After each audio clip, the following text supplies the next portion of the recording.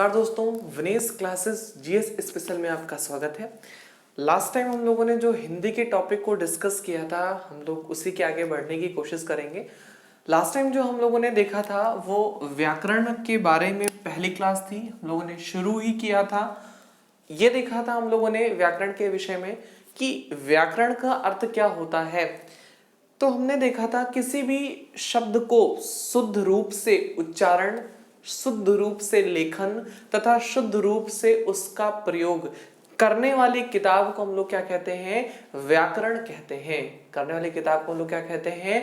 व्याकरण कहते हैं। इतनी चीजें हम लोगों ने देखी थी। फिर हम लोगों ने आगे देखा था कि अगर हम किसी चीज को मुंह से बोल रहे हैं, किसी चीज को मुंह से सिर्फ हम लोग बोल रहे हैं, तो उसे हम लोग क्या कहते हैं? मौखिक भाषा कहते हैं। मौखिक भाषा कहते हैं। और फिर हम लोगों ने देखा था मौखिक भाषा की जो सबसे छोटी इकाई होती है, मौखिक भाषा की सबसे छोटी इकाई होती है, वो होती है ध्वनि। इतनी चीजें हम लोगों ने देखी थी।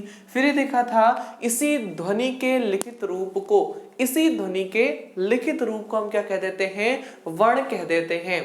इसी ध्वनि के लिखित रूप को हम वर्ण कह देते हैं। फिर हम लोगों ने एक चीज देखा था कि अगर आपसे कोई पूछे लिखित भाषा की सबसे छोटी इकाई, तो आप बताते कि वर्ण है। लिखित भाषा की सबसे छोटी इकाई आपने बताया था कि सर वर्ण होती है लिखित भाषा की सबसे छोटी इकाई। अच्छा, अगर फिर मैंने आपसे एक चीज पूछा था कि भाषा की सबसे छोटी इकाई कौन सी होती है, भाषा की सबसे छोटी इकाई कौन सी होती है? मैंने आपको चार ऑप्शन दिए थे, एक वर्ण दिया था, एक ध्वनि दी थी, एक शब्द दिया था, एक वाक्य दिया था।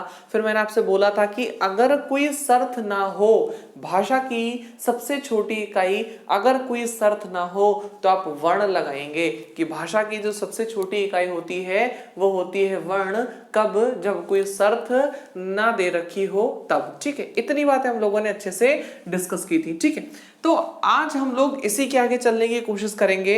आज हम लोग वर्ण विचार को थोड़ा जीरो लेवल से पढ़ने की कोशिश करना चाह रहे हैं। जो आपका वर्ण विचार था उसे हम लोग पढ़ेंगे कि वर्ण विचार क्या है, स्वर क्या होते हैं, व्यंजन क्या होते हैं, ये सारी की सारी चीजें जो है हम आज वो पढ़ने की कोशिश करेंगे। ठीक है, तो हम लोगों ने देखा था वर्ण विचार। ठीक, अब एक चीज मैंने आपको कल भी डेफिनेशन के रूप में बताई थी कि जब हम लोग क्या करते हैं, मौखिक भाषा की सबसे छोटी इकाई, जब मौखिक भाषा की सबसे छोटी इकाई ध्वनि का लिखित रूप ले लेते हैं, जब क्या करते हैं? ध्वनि का लिखित रूप कह देते हैं, तो उसे हम क्या बोलते हैं? वर्ण बोलते हैं। उसे क्या बोलते हैं? वर्ण बोलते हैं। इन्हीं वर्णों के व्यवस्थित क्रम को, इन्हीं वर्णों के व्यवस्थित क्रम को हम क्या कहते हैं? वर्णमाला कहते हैं। इन्हीं वर्ण के व्यवस्थित क्रम को हम वर्णमाला कहते हैं। इतनी चीजें आपको ध्यान रखनी पड़ेगी कि वर्णमाला अगर आपसे कोई पूछे तो आप सीधे सीधे बच्चों वाले चीजें जो हम लोग रट करके रखते हैं कि वर्णों के व्यवस्थित क्रम को वर्णमाला कहते हैं, इससे आपको एक कदम जो है थोड़ा सा ऊपर उठना पड़ेगा। ऊपर उठ करके आप बताएंगे कि ध्वनि जो क्या होती है, मौखिक भाषा की सबसे छोटी इकाई होती है, उसके लिखित रूप को, उसके क्या लिखित रूप को हम क्या कह देते हैं? उसके लिखित रूप को हम वर्ण कहते हैं। और उसी वर्ण के व्यवस्थित क्रम को हम वर्णमाला कहते हैं। उसी वर्ण के व्यवस्थित क्रम को हम क्या कह देते हैं? वर्णमाला कहते हैं। इतनी चीजें मैंने आपको कल की क्लास में बहुत अच्छे से बता दी थी। ठीक है, अब जरा सा अगर हम लोग आगे चलने की कोशिश करें कि वर्ण चीज जो आपके जहन में आती है, वर्ण चीज जो आपके जहन में आती है, कितने प्रकार के होते हैं, क्या क्या होते हैं, कौन कौन से होते हैं, सब कुछ को डिस्कस करेंगे। ठीक है, तो एक बार आप वर्णमाला का जो है एक छोटी सी डेफिनेशन लिख लें। ठीक है, ये लिखेंगे वर्णमाला की डेफिनेशन, आप लोग वर्ण विचार डाल करके आप ऐसे लिखिएगा मौखिक, लिखिएगा मौखिक भाषा की सबसे छोटी इकाई ध्वनि के लिखित रूप को, ध्वनि के लिखित रूप को, ध्वनि के लिखित रूप को वर्ण कहते हैं तथा वर्णों के व्यवस्थित क्रम को, तथा वर्णों के व्यवस्थित क्रम को हम वर्णमाला कहते हैं। वर्णों के व्यवस्थित क्रम को हम वर्णमाला कहते हैं। ठीक है, इतनी बातें हो गई। अब हमारी एक बात समझिएगा, आपको हेडिंग डालना है मानक हिंदी वर्णमाला। इस चीज का आपके एग्जाम पॉइंट ऑफ व्यू से बहुत ही ज्यादा इंपॉर्टेंट रोल है। इसको बोलेंगे मानक वर्णमाला, मानक वर्णमाला। ठीक है, मानक वर्णमाला मोस्ट इंपॉर्टेंट है। अगर आपसे कोई पूछे कि आपके वर्णमाला में कुल कितने शब्द हैं, अगर आपसे कोई पूछे कि आपकी वर्णमाला में कुल कितने शब्द हैं, तो आप कहोगे सर हमारे वर्णमाला में अगर हम लोग बात करें कि सिर्फ हम लोग क्या कर रहे हैं, उसको उच्चारित कर रहे हैं, सिर्फ हम लोग क्या कर रहे हैं, उसको उच्चारित कर रहे हैं, तो बताएंगे सर 42। ऐसे लिखेंगे कि उच्चारण के आधार पर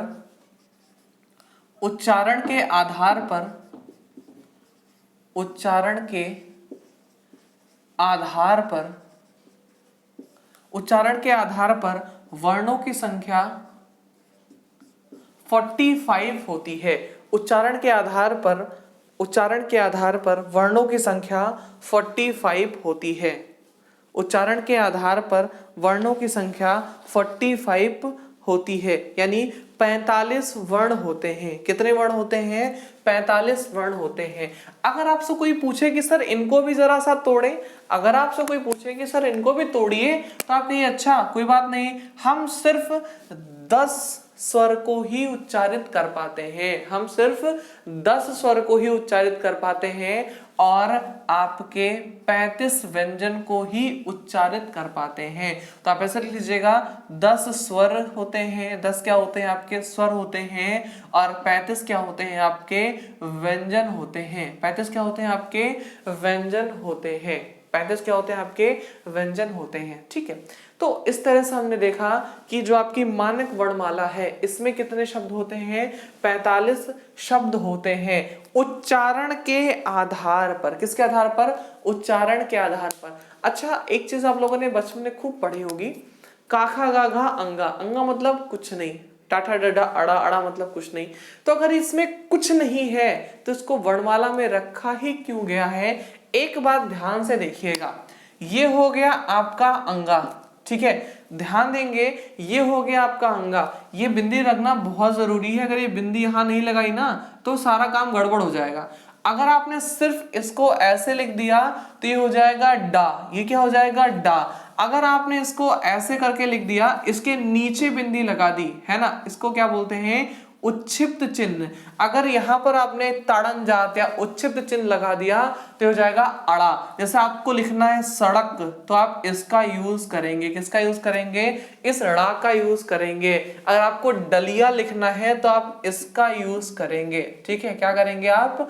इसका यूज करेंगे। लेकिन गंगा अगर आपको लिखना है तब आप अंगा का यूज करेंगे। किसका यूज करेंगे? अंगा का यूज करेंगे। बिना अंगा के गंगा लिखना आपके लिए पॉसिबल नहीं होगा। बिना अंगा के गंगा लिखना आपके लिए पॉसिबल नहीं होगा। आपने पुरानी किताबों में देखा होगा, उसमें ऐसे करके जो है ये लिखा रहता है, ऐसे करके लिखा रहता है, हम समझ भी नहीं पाते ये लिखा क्या है। ये लिखा होता है गंगा। ये क्या लिखा होता है? गंगा लिखा होता है। एक चीज मेरी ध्यान दीजिएगा जरा सा, ये आपको लग रहा होगा सर मैंने गा क्यों नीचे लगाया? जो चीज नीचे लगी होती है ये अपने आप में क्या होती है? ये अपने आप में पूरी होती है। ये अपने आप में क्या होती है? पूरी होती है। जो ऊपर की चीजें होती है ये होती है आधी। ये क्या होती है आपकी? आधी होती है। अगर आपको विश्वास नहीं पड़ रहा है तो मैं प्रदीप लिख करके आपको दिखाता हूं। ये है आपका प्रदीप, ठीक है, ये है क्या आपका प्रदीप। अब बहुत से लोगों को ये लग रहा होगा कि इसमें पापूरा है ना, जबकि ये गलत है। पता है, इसमें जो चीज है, जो पैर पकड़े हुआ है ये पूरा है और पा क्या है? आधा है। जो आपका रा है ये पूरा है और जो आपका पा है ये क्या है? आधा। तो आप इसे ऐसे लिख सकते हैं, आधा पा पूरा रा, दा पे बड़ी की मात्रा, और ये चीज आप अगर मिक्स करके लिखेंगे तो आपको प्रदीप शब्द जो है वो मिल जाएगा। इसी प्रकार से जो नीचे है ये कंप्लीट है, पूरा है, जो नीचे है ये कंप्लीट है, पूरा है, और जो ऊपर है ये क्या है आपका आधा होता है। क्या सर कोई एक और एग्जांपल दीजिए, रा से ही ले लीजिए, मैंने बोला ट्रक, ठीक है, मैंने बोला ट्रक, तो आप कहेंगे सर इसमें ये वाला चिन्ह लगाते हैं। असल में ये कोई चिन्ह ही नहीं होता है, ये कोई चिन्ह ही नहीं होता है। अगर मैं कहूं कि ये ट्रक में ये जो टा है ये आधा लिखा हुआ है और रा लिखा हुआ है पूरा, तो आप चौंक जाओगे, सोचोगे अरे ये कैसे। समझिए, जब हमने टा लिखा तो इसमें हलंत लगा दिया, हमने जब टा लिखा तो उसमें क्या लगा दिया, हलंत लगा दिया, और फिर जब हमको रा लिखना था तो हमने रा इसमें ऐड कर दिया, और उसके बाद फिर हमने लिख दिया क्या यहाँ पर का, तो क्या हो गया ये आपका ट्रक। क्या हो गया आपका ट्रक। इसी तरह से हम ड्रम लिखते हैं, इसी तरह से हम ड्रम लिखते हैं। विश्वास मानिए मेरे साथियों, टेट, सीटेट, सुपर टेट में क्वेश्चन धड़ल्ले से पूछे जाते हैं। ड्रम लिखा होता है, पूछता है निम्नलिखित में से कौन सा वर्ण अर्ध वर्ण है या आधी अवस्था में आया हुआ है। सबसे पहले आपको ऑप्शन दे देगा रा, फिर आपको ऑप्शन दे देगा डा, फिर आपको ऑप्शन दे देगा माँ, ठीक है, और फिर आपको ऑप्शन दे देगा डा और रा दोनों। तो बहुत सारे भाई लोग गलत कर देंगे। क्यों गलत कर देंगे? उनको ऐसा लगता है कि यहाँ पर आधा रा है, जबकि रा आधा नहीं है मेरे दोस्तों, रा पूरा है, और जिसके नीचे ये लगे हुए हैं उनको क्या कर देते हैं, ये आधा कर देते हैं। तो इस तरह से समझिएगा कि अगर हम लोग बात करें वर्णमाला में तो हर एक चीज का अपना एक मतलब होता है। अगर हम लोग वर्णमाला की बात करें तो वर्णमाला में हर एक चीज का अपना मतलब होता है, बिना मतलब के वर्णमाला में कुछ ऐड नहीं है मेरे दोस्तों, ठीक है। तो इतनी बातें हम लोगों ने कर ली कि उच्चारण के आधार पर, उच्चारण के आधार पर जो है हमारे वर्णों की संख्या 45 होती है, जिसमें से 10 स्वर होते हैं और 35 क्या होते हैं, आपके व्यंजन होते हैं। कहेंगे सर उच्चारण के आधार पर ना बता करके हमें लेखन के आधार पर बताएं, हमें क्या करें, लेखन के आधार पर बताएं। तो लिख लीजिएगा, लेखन के आधार पर, लेखन के आधार पर, लेखन के आधार पर वर्णों की संख्या 52 होती है। लेखन के आधार पर वर्णों की संख्या 52 होती है। मोस्ट इंपॉर्टेंट है, मोस्ट इंपॉर्टेंट है। लेखन के आधार पर वर्णों की संख्या कितनी होती है, 52 होती है। अब फिर से वही चीज है, इसमें क्या क्या होता है ध्यान दीजिए। जब यहाँ पर 45 था तो 10 स्वर होते थे, 52 हुआ तो 13 स्वर हो जाएंगे। क्या हो जाएंगे यहाँ पर, 13 आपके स्वर हो जाएंगे। 13 क्या हो जाएंगे, आपके स्वर हो जाएंगे। मोस्ट इंपॉर्टेंट है ये चीज समझिए। अभी मैं आपको जब स्वर पढ़ाऊंगा तो एक एक चीज पूरी की पूरी डिटेल में आपको मैं खोल करके दिखाऊंगा कि क्या होता है ये, ठीक है। प्लस 35 ही व्यंजन होंगे। एक काम करते हैं, इसको नीचे लिखते हैं, थोड़ा सा और मुझे एक्सपेंड करना है, नीचे लिख देते हैं।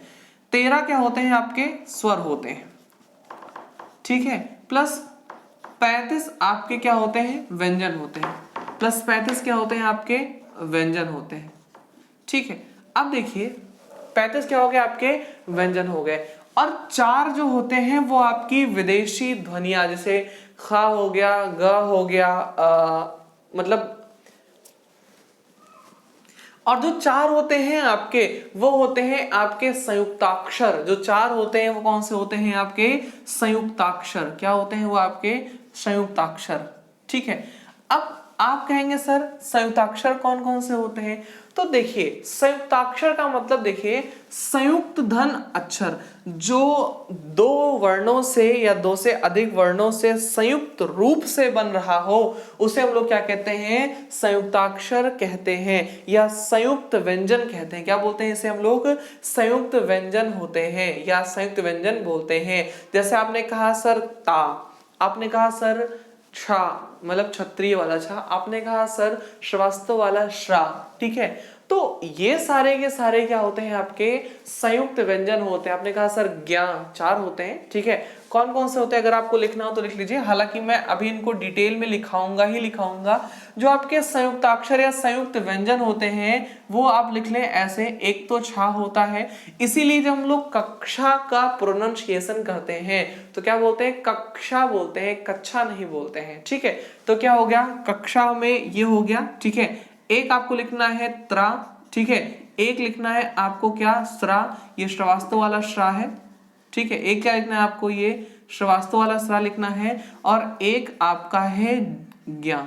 ठीक है, एक क्या है आपका, ज्ञान। ठीक है, तो ये किससे किससे मिलकर के बना होता है, ये सारी की सारी चीजें हम लोग जो है वो डिटेल में देखेंगे, एक एक चीज डिटेल में देखेंगे कि किन चीजों से मिलकर के बना होता है। ठीक है, ये तो हो गए।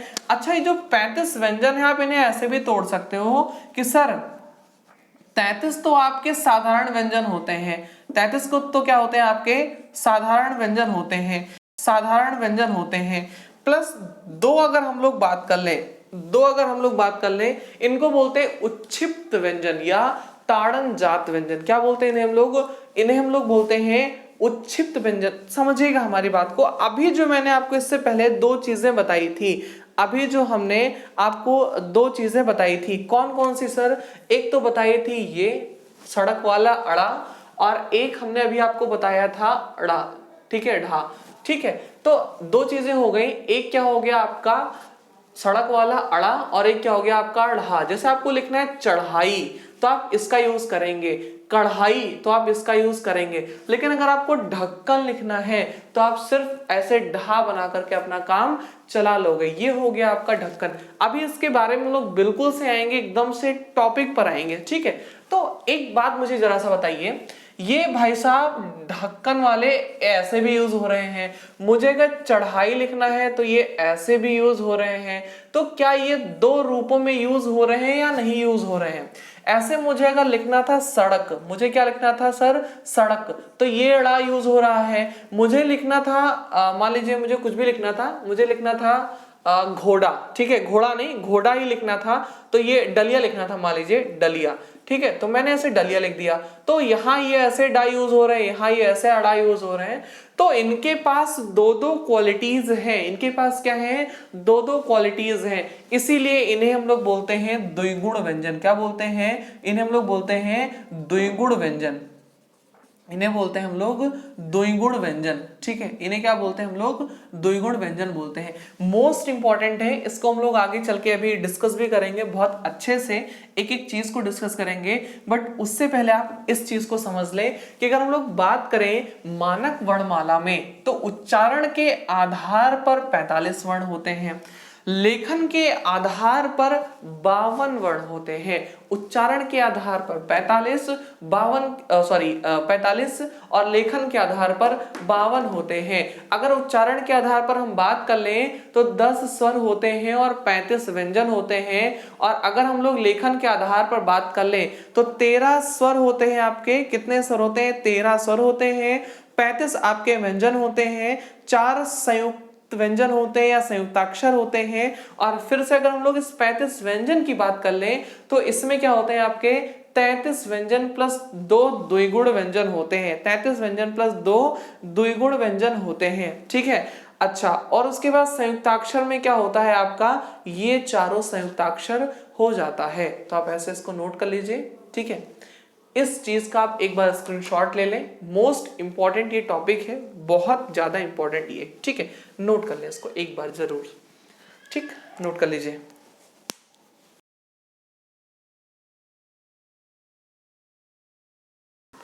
ठीक है, अब समझिएगा हमारी बात। कहीं कहीं जो है अगर हम लोग बात करें मानक वर्णमाला की, तो इसमें दी हुई है वर्णों की संख्या 47। इसमें वर्णों की संख्या कितनी दी है, 47। मतलब 45 तो आपके नॉर्मल है ही है, 45 तो क्या आपके नॉर्मल है ही है उच्चारण के आधार पर। लेकिन दो हम लोगों ने जो आपके क्या होते हैं आगत व्यंजन होते हैं, जैसे जा और फा। ठीक है, आप ऐसे लिख लीजिएगा, ऐसे लिखें कि कहीं कहीं व्यंजनों की कहीं कहीं वर्णों की संख्या 47 दी हुई है, 47 दी हुई है, जिसमें 45 प्लस 2, 45 प्लस 2, इसको हम लोग बोलते हैं आगत व्यंजन। आगत मतलब हम लोगों ने जैसे किसी से ले लिया है, नुक्ता लगा देते हैं जा, और एक और ये नुक्ता हो गया आपका फ, एक नुक्ता हो गया आपका जा और एक नुक्ता हो गया आपका फा।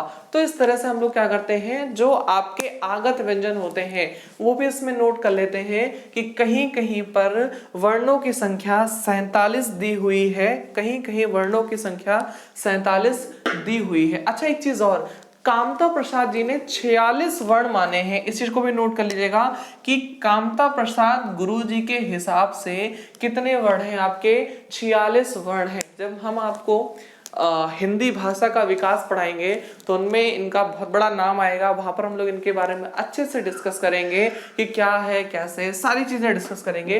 अभी सिर्फ आप इतना समझें कि उच्चारण के आधार पर हमने आपको बताया था 45 वर्ण होते हैं, लेखन के आधार पर हमने आपको बताया था 52 वर्ण होते हैं, ठीक है। फिर उसके बाद हमने बोला कहीं कहीं किताबों में लिखा है 47 वर्ण, यानी 45 प्लस 2। कामता प्रसाद जी ने कुल मिलाकर के वर्णों की संख्या कितनी मानी है, 46 वर्णों की संख्या मानी है। क्या आपको इतनी बातें समझ में आ गई? अगर आ गई हो तो हम लोग आगे चलने की कोशिश करेंगे, ठीक है। उम्मीद है आपको ये चीज समझ में आ गई होंगी। अब हम लोग आगे चलेंगे, ठीक है। अब समझिए हम लोगों को पढ़ना है स्वर, ठीक है। पहले हम लोग पढ़ेंगे स्वर, समझेंगे स्वर, फिर उसके बाद हम लोग आगे चलने की कोशिश करेंगे, ठीक है। देखिए स्वर सारे लोगों ने बचपन से पढ़ा हुआ है कि हेडिंग डाल देंगे, स्वर का मतलब होता है आपका वोवेल, ठीक। अगर हम लोग स्वरों की संख्या की बात करें तो लेखन के आधार पर 13, लेखन के आधार पर 13, उच्चारण के आधार पर 10, कहीं कहीं 11 भी है। आइए हम लोग जरा से इस बात को डिस्कस कर लेते हैं कि क्या होता है स्वर। तो ऐसे लिखेंगे, स्वर की पहले डेफिनेशन आप लिख लें कि ऐसे वर्ण जो बिना किसी सहायता से बोले जा सके उन्हें हम स्वर कहते हैं। जैसे आप जब बोलते हो स्वरों को तो आपका जो स्वर तंत्र है, स्वर तंत्र मतलब क्या, ये वोकल कॉर्ड, मतलब ये जो आपका अंदर का गला होता है, ठीक है, आपका जो मुंह होता है या जो आपका तालु होता है, जीभ होता है, होंठ होते हैं, ये कहीं सटते ना हो, ये कहीं सटते ना हो। ऐसे वर्णों को जब हम लोग उच्चारित करते हैं तो इन्हें क्या बोलते हैं, स्वर बोलते हैं। तो ऐसे वर्ण जो बिना किसी सहायता से बोले जाते हैं उन्हें हम स्वर कहते हैं। जैसे लिखेंगे, आप लोग लिखना शुरू करेंगे, छोटा आ, बड़ा आ, छोटी ई, बड़ी ई, छोटा ऊ, बड़ा ऊ, ऋण, ठीक है। फिर आपको लिखना है ए, आए, ओ, औ, अंग, आहा, अंग, आहा, ठीक है।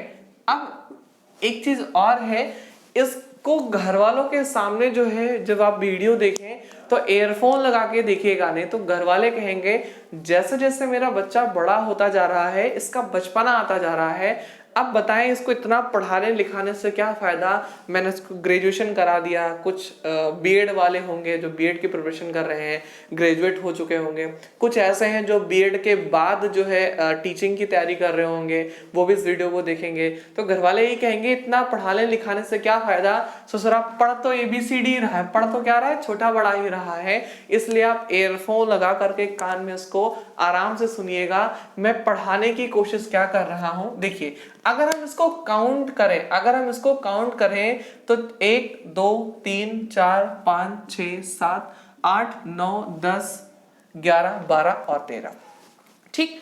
लेखन के आधार पर स्वरों की संख्या 13 होती है। कितनी होती है, 13 होती है। उससे ज्यादा स्वर नहीं होते हैं लेखन के आधार पर। लेकिन अगर हम उच्चारण के आधार पर देखें तो हम अंग को और आहा को और जो आपका री है इसको बोल नहीं पाते हैं। बोलने का मतलब ऐसा नहीं कि गूंगे हो जाते हैं, बोल लेते हैं, लेकिन बोल तो लेते हैं दोस्तों, लेकिन होता क्या है कि इसको बोलने पर हमारे जो स्वर तंत्री है ये आपस में कहीं ना कहीं टच जरूर कर जाती है और टच करने की वजह से स्वरों के डेफिनेशन से ये बाहर हो जाता है।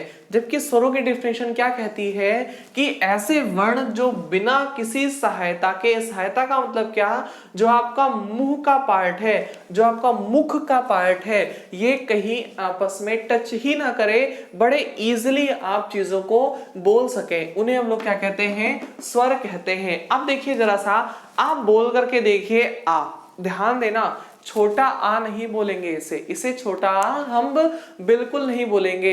छोटा आ तो हमको सिखाने के लिए कहा जाता है, समझिए। इसको हम लोग कह सकते हैं आपका लघु आ, इसको बोल सकते हैं दीर्घ आ, लघु ई दीर्घ ई, लघु ऊ दीर्घ ऊ, ठीक है। इस तरह से हम लोग उच्चारण कर सकते हैं, ठीक। अब समझिए चीज क्या है। वैसे तो अगर हमको उच्चारण करना है तो बचपन में हमको सही उच्चारण सिखाया जाता है, कैसे, आ ई उ ऊ, है ना, आ ई उ ऊ। आप बोल करके देखिए, मेरे साथ बोलिए आ ई उ ऊ, ठीक है। इसलिए मैंने कहा था घर वालों के सामने इस वीडियो को मत देखिएगा, नहीं तो कहेंगे ये जो तुम याद कर रहे हो ये तो मुझे वैसे ही याद है बिना कुछ पढ़े हुए, ठीक है। अगर यही पढ़ने से नौकरी मिलती है तो मुझे भी नौकरी अब तक मिल जानी चाहिए, ठीक है दोस्तों। तो आइए देखते हैं क्या है आ ई उ ऊ। जब आप बोलते हैं तो आपका जो मुंह है ऐसा लग रहा है कि कहीं टच हो रहा है, ई बोल रहे हैं तो आपको लग रहा होगा कि टच हो रहा है, बट टच कहीं नहीं हो रहा। अंदर से जो हवा है, जो आपके मुंह के अंदर से हवा है, ये पूरी की पूरी हवा निकल करके आ रही है। आपके मुंह के अंदर की हवा पूरी तरह से बाहर डिलीवर हो रही है। इट मींस इसमें जो है आपके स्वरों को बोलने में आपका मुंह जो है वो टच नहीं करता है। लेकिन री बोल करके देखें, री री री, है ना, क्या होता है, री से ऋषि, ठीक है। री जैसे आपने बोला तो आपको लग गया कि अरे यार मुंह तो कहीं ना कहीं टच कर गया, री, है ना। जो आपकी जीभ है ये तालू पे से हल्की सी रगड़ रही है ना, री बोल करके देखें। इसलिए हम लोग जब उच्चारण के आधार पर डिस्कस करते हैं तो उच्चारण के आधार पर री भैया को गायब कर देते हैं, ठीक है। अच्छा आइए अब बोल करके देखते हैं, ए आए ओ आओ, है ना, ए आए ओ आओ। बोल करके देखें, कहीं भी आपका जो मुंह है वो इधर उधर टच नहीं करेगा। इट मींस इनको भी आप बड़े इजीली बोल सकते हो, है ना, उच्चारित कर सकते हो। लेकिन अंग बोल करके देखें, अंग, आहा, मुंह आपका जो है वो टच कर गया, मुंह जो है वो आपका टच कर गया, आहा आहा। आप कहेंगे सर आहा में तो टच नहीं किया, लेकिन एक चीज समझिएगा, ये दोनों जब छोटा आ का यूज करेंगे तभी हो सकता है। यानी जब आप आ का यूज करेंगे तो ही ये आपके अनुस्वार और अनुनासिक, इनको हम लोग क्या बोलते हैं, अनुस्वार या अनुनासिक बोलते हैं, चांद बिंदी नहीं बोलेंगे। अभी हम लोग जब चीजों को आगे धीरे धीरे बढ़ने की कोशिश कर रहे हैं तो बहुत डिटेल में देखेंगे। इनको चांद बिंदी नहीं बोलते हैं, इनको सांप जो काटता है वाली बिंदी नहीं बोलते हैं, इन्हें हम क्या बोलते हैं, इन्हें हम लोग बोलते हैं अनुस्वार और अनुनासिक बोलने की कोशिश करते हैं। तो अगर हम लोग बात करें उच्चारण के आधार पर तो 10 होंगे, कहीं कहीं 11 भी लिखा है, उन्होंने क्या मान लिया है कि री भी आता है, ठीक है। और अगर हम लोग बात करें लेखन के आधार पर तो 13 स्वर होते हैं। लेखन के आधार पर कितने स्वर होते हैं, 13 स्वर होते हैं। इस बात को अपने नोट्स में जरा आप नोट कर लें, तुरंत 2 मिनट के अंदर नोट कर लें, ठीक है। 2 मिनट के अंदर आप नोट कर लें, फिर हम लोग आगे चलेंगे।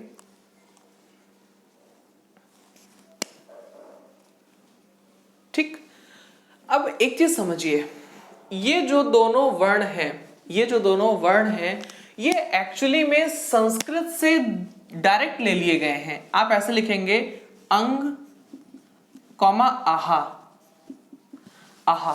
संस्कृत से सीधे वर्णित है, संस्कृत से सीधे वर्णित है, संस्कृत से सीधे वर्णित है। ये सिर्फ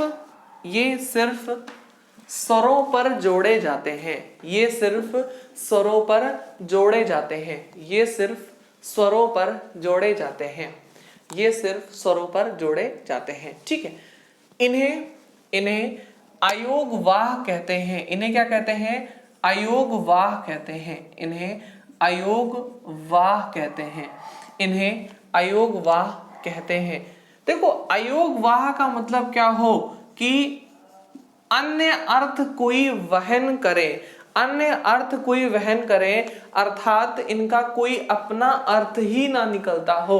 इनका क्या हो? अपना कोई अर्थ ही ना निकलता हो, इसीलिए इन्हें हम लोग क्या कहते हैं? अयोगवाह कहते हैं। क्या कहते हैं? अयोगवाह कहते हैं। विश्वास मानिए दोस्तों, एग्जाम में क्वेश्चन सीधे पूछा गया है कि निम्नलिखित में से कौन से अयोगवाह हैं, कौन से अयोगवाह हैं, तो वहां पर आपको दोनों बताना रहेगा कि अंग और आहा ये क्या है? आपके अयोगवाह हैं। ये संस्कृत से डायरेक्ट वर्णित है। ये क्या है? आपके संस्कृत से डायरेक्ट वर्णित हैं, इसीलिए क्या है? आपके ये अयोगवाह हैं। इनका अपना कोई अर्थ ही नहीं है, हमेशा ये स्वरों के साथ ही क्या होते हैं? प्रयोग होते हैं। हमेशा क्या होते हैं? ये स्वरों के साथ ही प्रयोग होते हैं।